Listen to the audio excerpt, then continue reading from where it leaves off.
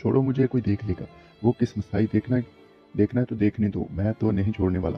میں نے ہلکا سا جھٹکا دے کر بازو کے حصار اور ٹائٹ کیے، جس سے اس کی گانڈ میری لان کے ساتھ ٹچ ہو گئی اور میرا لان آہستہ آہستہ اٹھنے لگا، جس کو اس نے بھی محسوس کیا کہ لان دراڑ مچلنے لگا ہے۔ اس نے چھپانے کی کوشش طرح کر دی اور میں نے اس کی گردن کا بوسہ لیا تو اس پر بھی مستی چھانے لگی۔ کیا واقعی میں بہت خوبصورت ہوں؟ اس نے مستی بھرے لہجے میں پوچھا۔ میں نے یکدم ہاتھوں کے اثار سے آزاد کیا اور اپنی طرف گھما کر سینے سے لگا کے کہا، میری جان، تم میری آنکھوں سے اپنے آپ کو تو دیکھو، میرے دل میں جو کچھ ہے پھر جان لو گی۔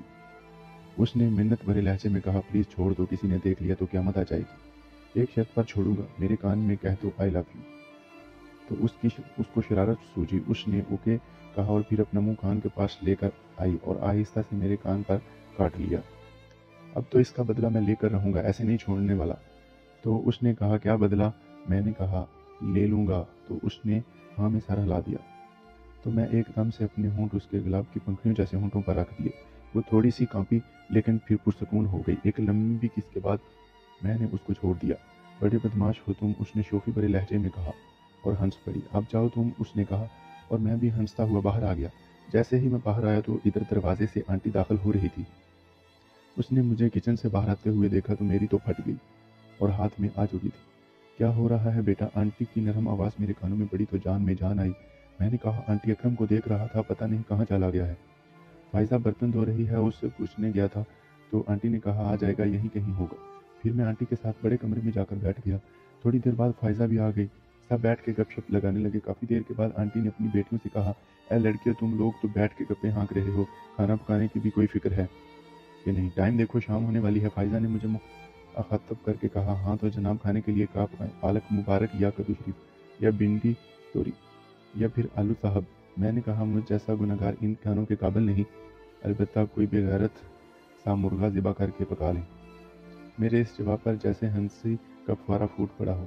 سب بے تحاشا ہنس پڑے۔ فائزہ تو جیسے دل کی گہرائی سے ہنس رہی تھی۔ امی، میں نے وہ آپ کو ساس داماد والا جوک سنایا تھا نا، انہوں نے آج پریکٹیکل میں سنا دیا ہے، سائمہ نے ہنستے ہوئے کہا۔ آنٹی بھی ہنس رہی تھی۔ ہاں میں سمجھ گئی ہوں، آنٹی نے کہا۔ دراصل فائزہ بے حد ذہین ہے، اس نے در پردہ مجھے یہ جتا دیا کہ میں تمہاری بیوی اور میری امی تمہاری ساس، کیونکہ میرے اس جواب پر سب سے دلکش ہنسی فائزہ کی تھی۔ پھر سائمہ اٹھی اور باجی سے کہا، ہم دونوں کچن میں چلتی ہیں۔ تو آنٹی نے کہا، اے سائمہ، یہ کیا کر رہی ہو؟ سائرہ ہماری مہمان ہے باجی۔ پھر سائمہ کے ساتھ اٹھ گئی اور کہا، نہیں آنٹی، میں یہاں مہمان تھوڑی ہوئی، یہ میرا اپنا گھر ہے۔ اور پھر وہ دونوں کچن میں چلی گئی اور میں آنٹی کے ساتھ باتیں کرنے لگا۔ آنٹی نے کہا، سامان تو ان لوگوں نے پیک کر لیا ہے؟ کیونکہ ایک کونے میں 2 بیگ آنٹی نے دیکھ لیے، ایک درمیانے سائز کا تھا اور ایک چھوٹے سائز کا۔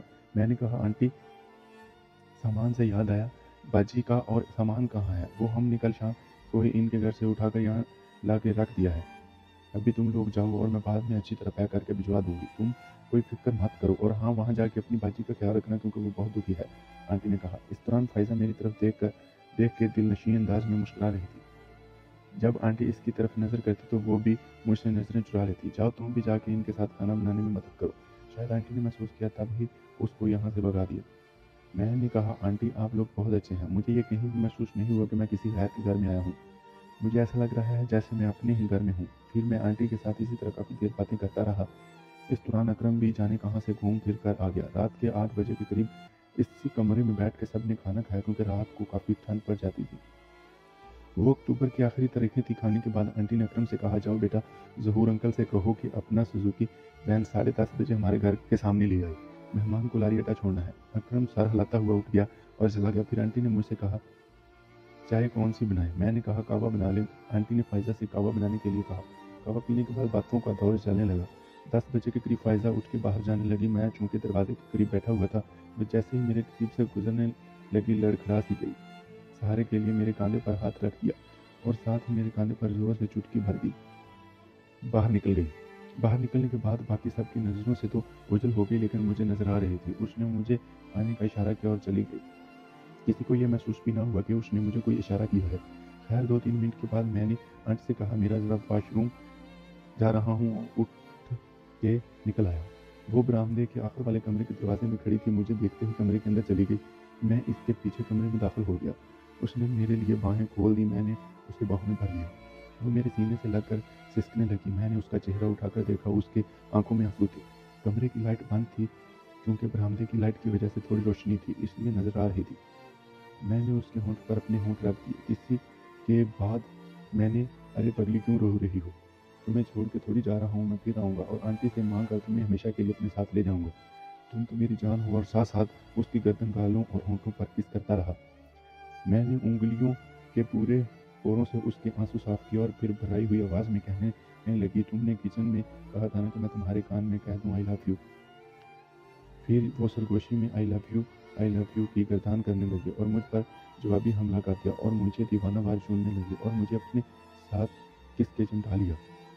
میں اس کے کمر پر ہاتھ پھیرنے لگا اور دونوں ہاتھوں کو نیچے لے جا کر گانڈ پر پھیرنے لگا۔ اف، کیا روئی کی نرم گانڈ کی پہاڑیاں ہیں۔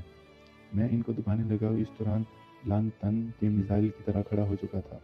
میں نے گانڈ پر دباؤ ڈال کر پھر اپنی طرف جھکا دیے اور کس لیا، جس سے میرا لان اس کی چوت کو سلامی دینے لگا۔ وہ لان کے ساتھ چوت کو رگڑنے لگی۔ میں اس کے بوٹس دبانے لگا۔ تھوڑی دیر کے بعد اس کی